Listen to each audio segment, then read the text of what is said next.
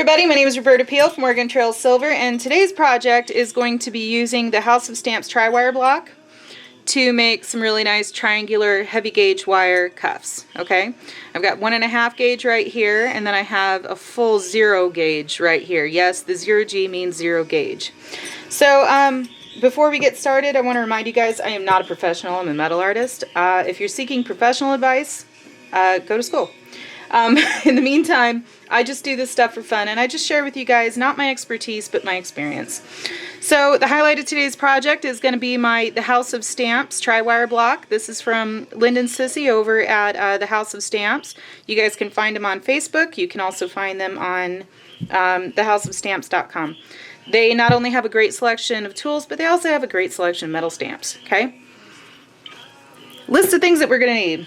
Obviously, your tri-wire block and your, whatever gauge wire that you choose to actually use. This stuff can get really super spendy. I think it's like $75 for the 0 gauge, just for a 6-inch length. And that's what I'm going to be working in, is a 6-inch length. Because by the time we're finished, all I want to be able to do is just slide them on. There is no bending when you're done bending these, okay? So today we're actually going to be working primarily with the 1.5 gauge. You're going to need to have a saw, and the off chance you buy more than a 6-inch stretch of this 1.5 gauge triangular wire, and this is from Rio Grande. You want to go ahead and saw off one end before you start. That way it's nice and flush. Measure out your 6 inches, mark it, and then saw off the other half. Okay. I'm also going to be showing off, this is from Joni Kisro from GetHammeredStudio.com. This bracelet bender is freaking amazing. It's a good idea to use this in a vise, and with these heavy gauge triangular wire, we're going to be needing that. Okay. Some metal stamps from wherever your sources of metal stamps are. I prefer a brass hammer. Sometimes I use steel. We'll figure it out as I go. A couple of files to taper down the ends. You're going to need a bench pin, and then for finishing, you're going to want to use a Fordham and a tumbler with some steel shot. I use mixed steel shot, and a bench polisher. Now, if you want to go ahead and get the darkened look on the inside of your stamps, some liver of sulfur, black max, or I use Winox more often than not, is going to go ahead and darken the inside of it for you, okay? So let's go ahead and get started. So before you actually get started in using your tri-wire block, there's a few things that you need to know about it. All right, now the fellas down at the House of Stamps did a really good job designing this, and that the triangular wire that you're going to be using, for example from Rio Grande, it's going to have one long side, which is the bottom, and then the other 2 sides, which are the tops. All right, what you're going to find by resting it down on the inside of your tri-wire block is that it's directional. Okay, you're going to notice that the long side is the bottom. That's going to fit in the side that's slanted away from you.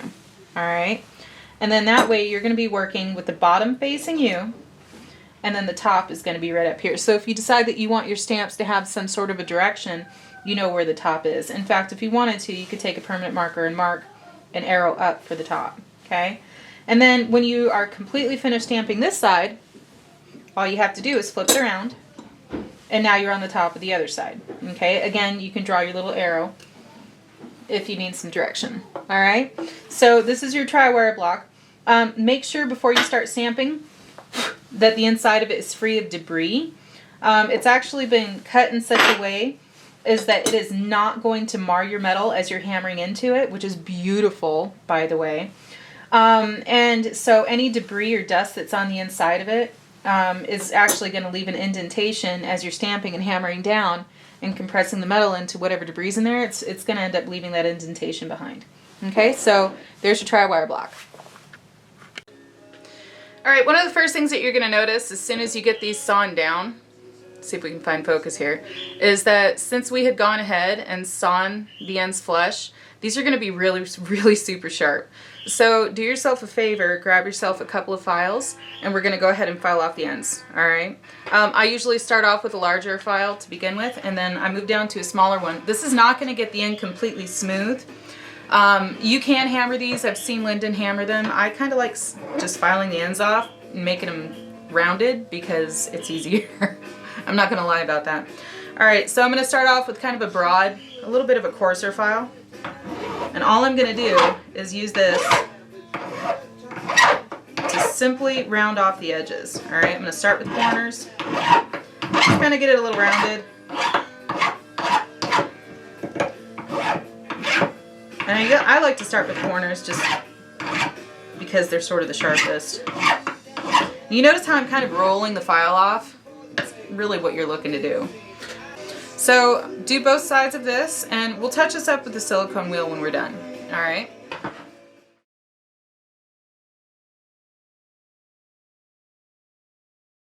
Okay, once you get finished annealing, make sure to leave your piece in the pan for a little while. That way, you know, your metal actually stays soft. Okay, don't quench it right away. That kind of defeats the purpose. So now you're going to be able to see. I went ahead and did just a quick zip on the polisher because I like to see the reflection where my stamps are going to end up on the other end when I actually stamp these. But you also notice that it's kind of bent out of shape. All right, so you notice I'm just using a wood surface. Nothing fancy. It's been cleaned. All I'm going to do is just use a nylon hammer or whatever you have available to you. Straighten it out as much as you can. I mean, ideally you want it to start off straight, but it doesn't really too terribly much matter. Because by the time you get finished, it's going to be just a hair wonky anyway. But I still like to start with my pieces somewhat straight. And if it's too wonky and you feel like you actually have to anneal again after this, you know, you're welcome to it. In fact, it couldn't hurt. So now that my piece is all cleaned on two sides, this right here's the bottom side. I don't polish the bottom side because I like knowing which side is the bottom without having to really look for it. Next thing we're going to do is go ahead and measure, and we're actually going to set out a template for our stamps. Okay, so we're just going to measure from one end and we're going to set out a template for our stamps.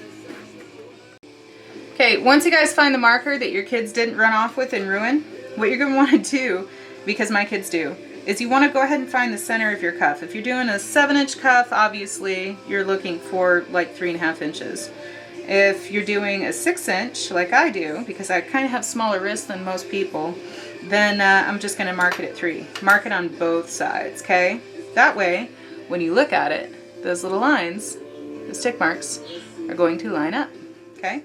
All right, before you guys do anything else, make sure that the stamps that you choose are going to fit. All right, because while this one right here may fit on a 0 gauge, or rather this one right here will fit on a 0 gauge, if you look at it, it's actually too wide to really fit on the rest of your stamp, or on the rest of your bracelet blank, okay? This is important because if you go to rock this and you're getting your impression on it, what it's going to do is it's actually going to press, because when you're pressing in with the stamp, you're moving metal. So what's going to happen is it's actually going to cut that metal up over the ridge, and that's not what you want. So make sure that you choose stamps that are actually appropriate, stamps that are actually going to fit, okay? So if I wanted to start with this one right here, then I would just go ahead and set it down, line it up, find my center, line it up, make sure it looks good, and then hammer it in, okay? All right, so some of the stamps I'm going to be using today, I have a bunch of them here from the House of Stamps. These ones right here are from the House of Stamps that Lyndon Sissy actually provides from local Native American artists in Gallup, New Mexico. They do a beautiful job, and you can find these at thehouseofstamps.com along with the tri-wire block. And then I have a couple here that I Can't Resist by Ryan Leiniger. I love his stamps as well. They're absolutely beautiful. You can find them at Leiniger Artisan Supply. I'll post a link. All right.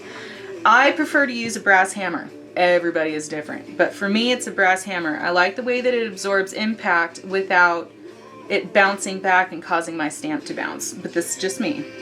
So the first thing I'm going to do is I'm going to go ahead and line my stamp up. Start on a corner.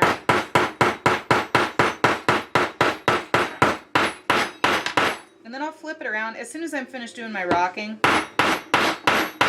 I'm going to flip my hammer around to the ball peen end.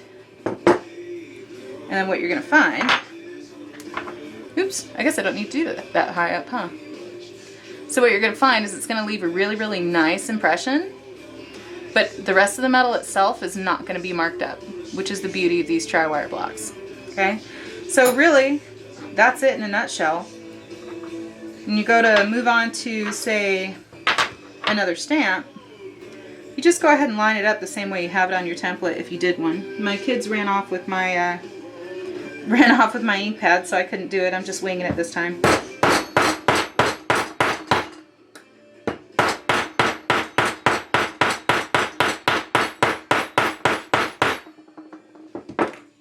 there's a clock hand.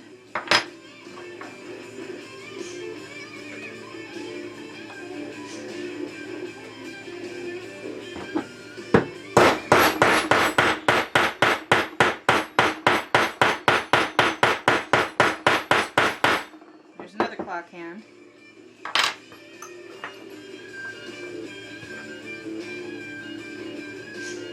And let's do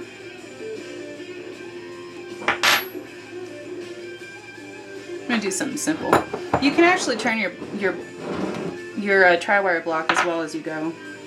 In fact, this might even be easier for some of you guys to see. So the technique that I'm using, it's called a tilt and tap. So I'm starting with, like, for example, one corner of the stamp, hammering that in. And then when I start with that one right there, then I'll lower the other side down, kind of like it's tilted up. And I'll go ahead and I'll lower it down, and then I'll rock it up and around, and I'll do all that while I tap. And then I'll switch over to the business end, which is the ball peen of a brass hammer. As it's pressed solid down, don't move it. And then give it a few whacks. But that's how I've always done it. It works. For me. Everybody does it different.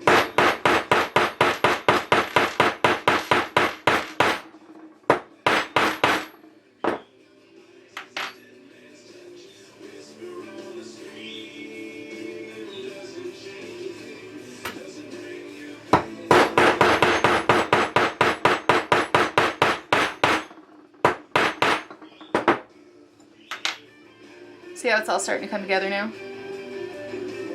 And then when we get finished with this, just go ahead and finish stamping the whole side of this one. The other side, just go ahead and do the same way. It does not have to match. I've done it before where it doesn't match. So what you would want to do once you get finished with this side is, like, from where it is right here, the bottom piece is actually sitting right here. Just go ahead and flip it around and you have a new top. So it's that easy. Once you get all your stamping done, we'll show you how to finish it. Okay, so when it comes to stamping, one of the things that you may find is that one side of your impression is slightly deeper than the other. And if that's the case, with these tri-wire blocks, it makes it super easy. You just take your other stamp, the stamp that you had started with, the same one that you're actually trying to get the impression on, just lock it in. Make sure that you can't wiggle it, okay? So you should be able to just lock it in. Tilt it starting off towards the end that already has a deep impression, so it's good locked in. And then I like to use the ball peen side of that brass hammer, and I'm just going to rock it forward the other way.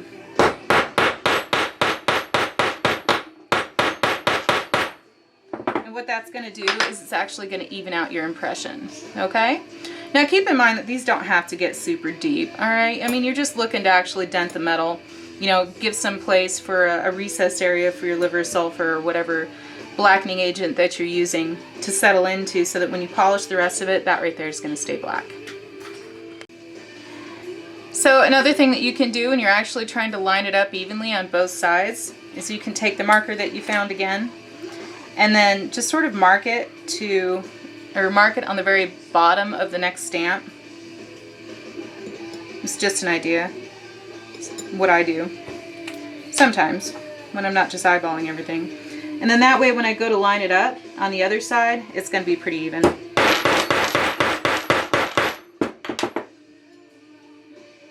So that right there actually looks pretty good. And then I'll do the same thing. Now please, please, please, and this is the most important thing about doing this. This is handmade. Every mistake that you see is going to be indicative of it being handmade, and that is okay. It does not have to look professional. It does not have to be 100% perfect, particularly when you're hand stamping, okay? Because you're never going to get it completely perfect, so do not be hard on yourself. And don't hit your hands on the way out.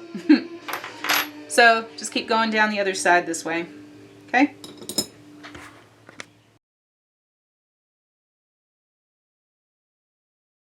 Okay, so now that we have our piece has been annealed, it's been pickled. I use Sparex number 2, and then as soon as it's finished cleaning off all the discoloration, it's going to leave like a white powdery zinc coating on it. That's kind of normal for Sparex.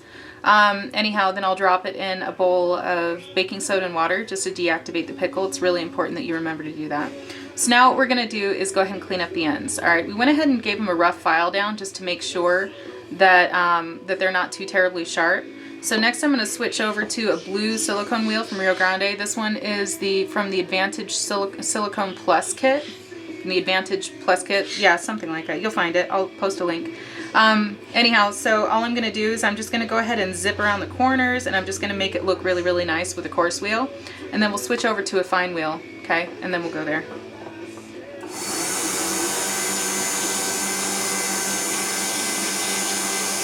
So as you can see, I'm just kind of rounding everything off and cleaning it up because there's a lot of file marks on there I really want to get off. And at the same time, these coarse wheels are really, really great for, making these, making your edges that you filed, making them meet and meld together nicely. So that's all we're trying to do. And then what I like to do is kind of zip a little bit at the very top. And work that down a little bit too on the very top of the cup. Okay, so once we get that done, we're going to go ahead and switch over to the medium wheel and do the same thing. I'm also very likely going to go ahead and zip straight down the sides on the very bottom. Sometimes they can come a little bit sharper than you really want them to be, so I'm just going to take that brown wheel and run it down there too.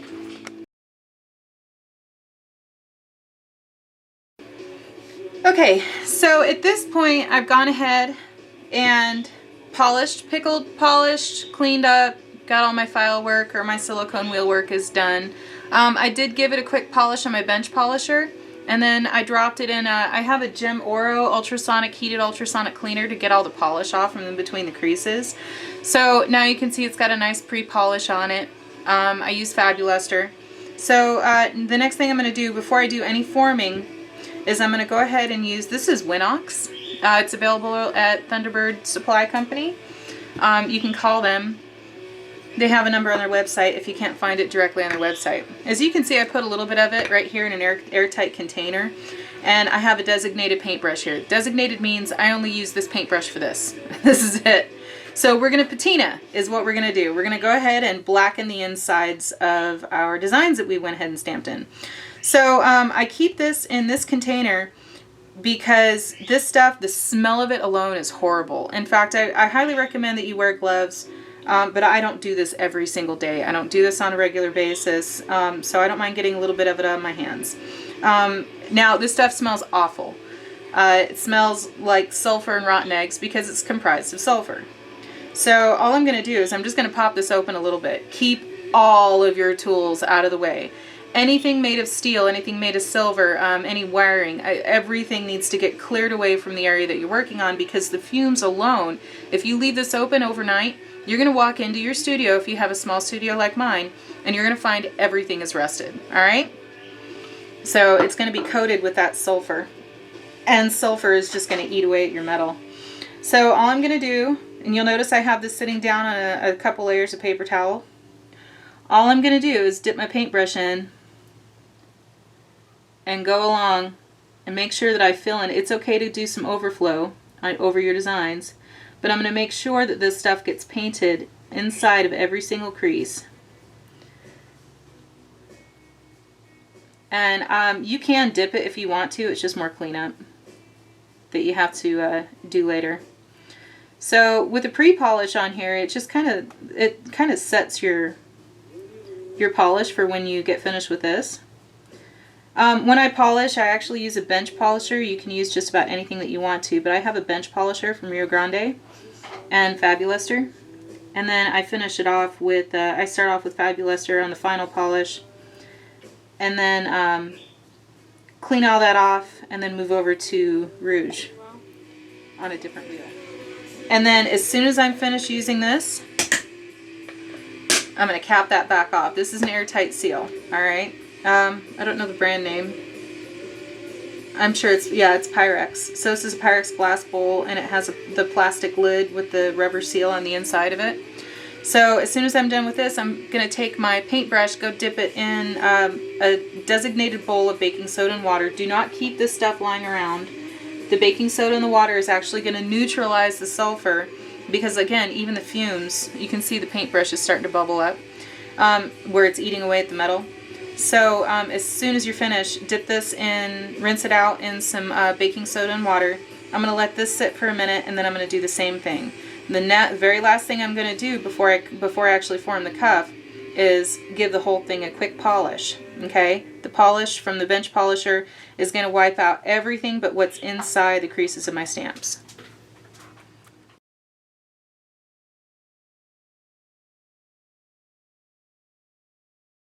Okay kids, we're finally hitting the end of the road with this project. So what I have in here, this right here is a GRS bench vise. And right here is my Joni Kisro bracelet bender. This is the original bracelet bender, available on GetHammeredStudio.com.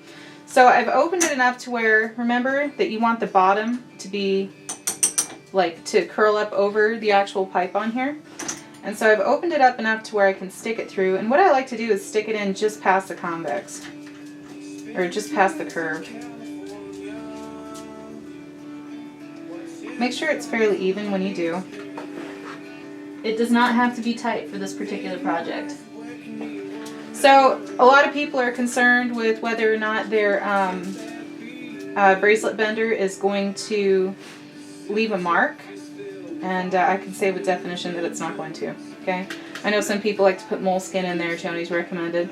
So standing up for this part, because it's an awful lot of fun, because this has already been annealed, all I'm going to do is curve this around. This right here is my hallmark. It's right in the middle. So I'm going to curve this around until I see the hallmark barely touch pipe. Okay? Loosen it up a little bit. And I use my finger to kind of gauge how far in that it is. And I'm going to do the same thing on the other side.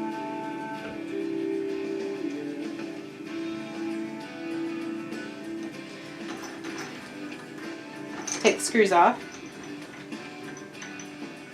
This is much easier to do than the 0 gauge. There you go. You can make your adjustments if you want to. I've done this a couple of times, so I kind of pretty much get it right the first time. But the idea is to make sure that it will slip right over. It's going to be tight, but it'll slip right over your wrist bone so that you can turn it, and that's what's going to lock it on. Okay? You like that? I like it too. Alright, so there you have it. As you can see, there is no dents. Nothing on there that needs to be done from here on out, except maybe a little hand polish if you choose. And that's it. So enjoy.